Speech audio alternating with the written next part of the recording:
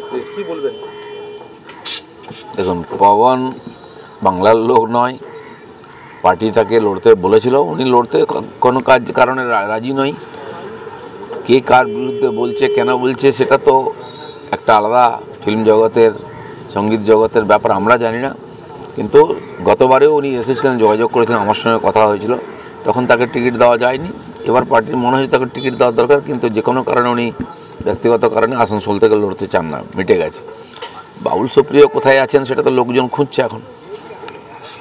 ইস্তফা ঘোষণার পর রাজনীতির পথে বিচারপতি অভিজিৎ গাঙ্গুলি, দুর্নীতির বিরুদ্ধে এবার কি বিচারপতি গাঙ্গুলি ভোট বক্সের যুদ্ধ?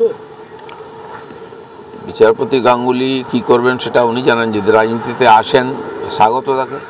রাজনীতিতে স্বচ্ছ, সৎ, লড়াকু লোকের প্রয়োজন আছে।